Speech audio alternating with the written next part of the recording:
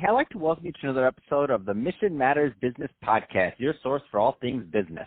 My name is Adam Torres. You can follow me on Instagram at AskAdamTorres. Keep up with my book releases, book tour schedule, signings, all that other good stuff. Always love to connect with you there. And as always, if you'd like to apply to become a co-author of one of my upcoming books, just head on over to the website, missionmatters.com, and click on Become an Author to apply. All right, so today is a very special reunion 2020 episode. What's that? That's when I had a guest on in the past, and I liked him so much I had to invite him right on back. So today's special return guest is Ben Ritter, and he's a leadership coach and also the founder over at LFY Consulting. Ben, welcome back to the show. Thank you for having me. So excited to get into today's topic. I mean, very timely. So self-leadership, personal accountability, also for what that looks like for working from home, which is a new paradigm shift for many. But before we get into that, Ben, I want to get a little bit further into what you're doing over at LFY Consulting for maybe some of the new listeners that didn't catch your first episode. So first, tell us a little bit more about the company, please. Yeah, so basically we provide personal coaching and corporate coaching services for individuals that feel stuck, overworked, maybe underutilized, but mainly aren't really in the career that they love. And so we can either craft a current job to be more related to the work that fits best for that person, or actually work with individuals to help them either pivot to a new industry, maybe potentially launch a business, or navigate their current career path. Because ultimately we feel that everyone should feel that they love their work, should be engaged, should be fulfilled. And so we have a couple different models and systems for that. That's awesome. And just so people have a good feel, what's the typical type of client that you like to bring on? What's typically a good fit for LFY Consulting? Yeah, so in the corporate environment, we'll usually work with senior leadership, even managers and directors, and kind of walk them through a model of leadership that is more humanistic, that it is more focused on the individual, but to do that in a way that is effective and efficient of their time. And then on the individual coaching side, usually people that are looking to pivot industries, but they don't really understand maybe what they want to do or how they can position themselves to do that, so that they feel that their work is more meaningful, that they can create a greater impact on the world. Yeah, that's awesome. Let's switch it up a bit. Let's get into today's topic. So the new remote workforce. I mean, working from home, self-leadership, personal accountability. I mean, where do you want to start with this? Because this is a big topic. I mean, I'd say first off, this is such a huge evolution, a forced evolution to the workforce, right? Some organizations were already on this.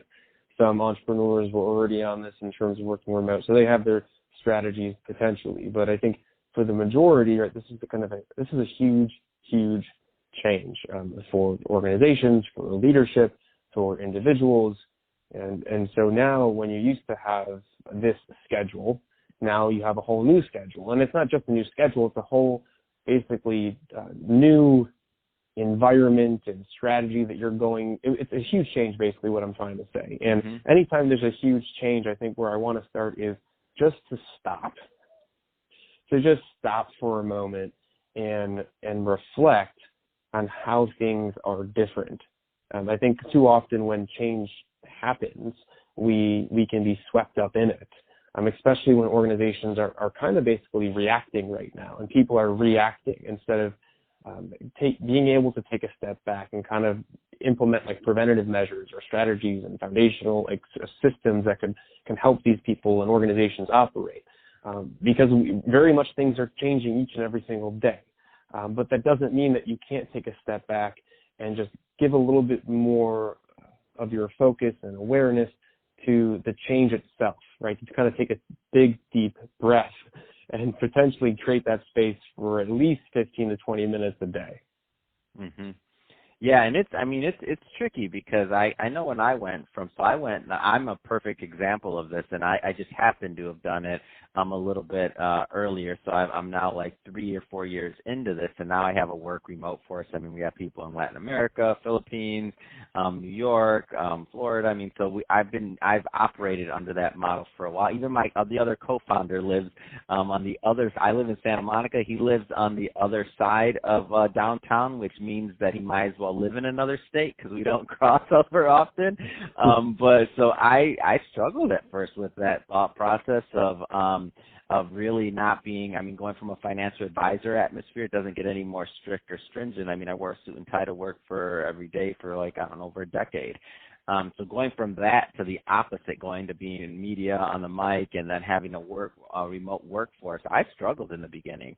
What kind of advice would you give to some people that are maybe in that transition, that are just starting and that are kind of just going down that path? So first step, of course, take a step back, like process, allow it to understand what's happening. What would be the next thing they should do? Yeah, and I want to try to make this advice applicable to people that might have lost their jobs, people that are operating a business, and people that are working for an organization, or people that are leading others within an organization.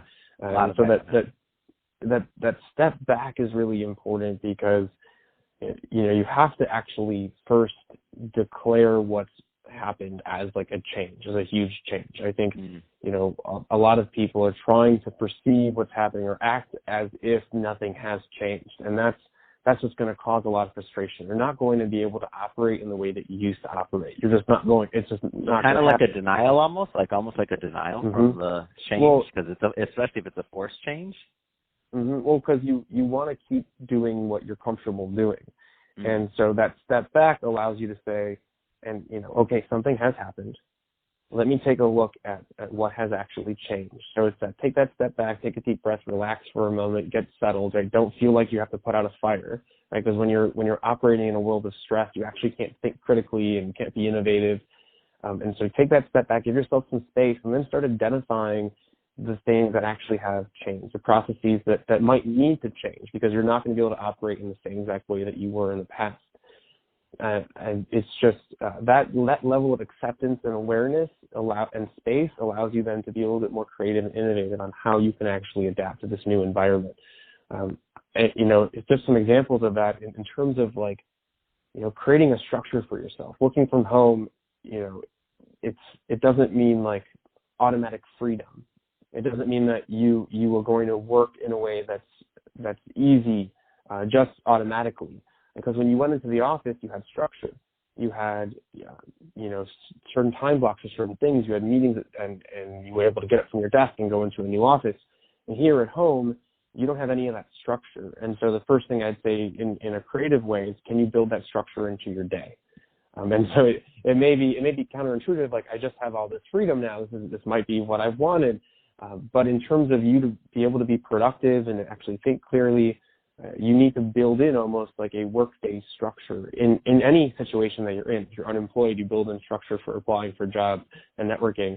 If you're a leader, you build in structure for connecting and building relationships and checking in with your team, right? If you're an employee, you build in structure for different, time block specific projects. And because you're at home now, you actually have to build in structure for your personal life.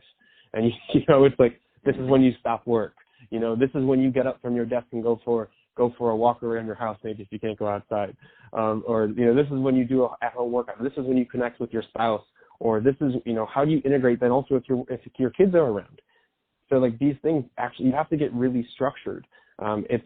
It's kind of like a competing mindset, right? I have so much freedom, but now I actually have to add more structure in my life to feel productive, to feel effective, and even to feel fulfilled. Mm-hmm. No, I love it. The structure part is so key, especially the depending on what your normal pattern was in the beginning. And my personal thing was to maintain, like I couldn't just change everything immediately because I had people in different time zones, other things. And for me, I just tried to keep some for a while. I kept myself on the old schedule that I maintained for many years just to keep my sanity, because I wasn't going to be able to just overnight flip a switch and be this new person. Like it was over a decade of kind of the same schedule. I ran off the stock market schedule. So that was what my whole life was based around, was the stock market open. So now when that's taken out, it was almost like a paradigm shift to where it was like, whoa, I'm in this whole new world where that's not the most important thing anymore. Wow, there's other challenges and things and that I got to plan around. No, I love it. So I know we just scratched the surface on this one, Ben, but we're about running out of time, and there's a whole lot more we could talk about. That being said, for those that are listening and they're kind of in this situation, or in general just want to learn more about LFY Consulting, I mean, what's the best way for them to reach out, Ben? Yeah, you can send me a direct message on LinkedIn. I'm pretty active. If you look up Dr. Benjamin Ritter or LFY Consulting. You can also just send me an email at benjaminritter@lfyconsulting.com. I'm really open to having a conversation with anyone. I'll even throw in there, if anyone wants to actually discuss kind of this transition that they're going through, the 3 C's of self-leadership that talk about clarity, confidence, and control relate really, really well to to big changes that happen in your life. Send me a message. I'll offer a free hour clarity call to you, and we kind of dive deeper into this. Man, that's awesome. Well, thanks a lot, Ben, for coming back on the show, and great having and doing this reunion 2020 episode with you. Going to bring you back on 2021, see what's going on then, too. Always great to catch up with you. And to the audience, as always, thank you for tuning in.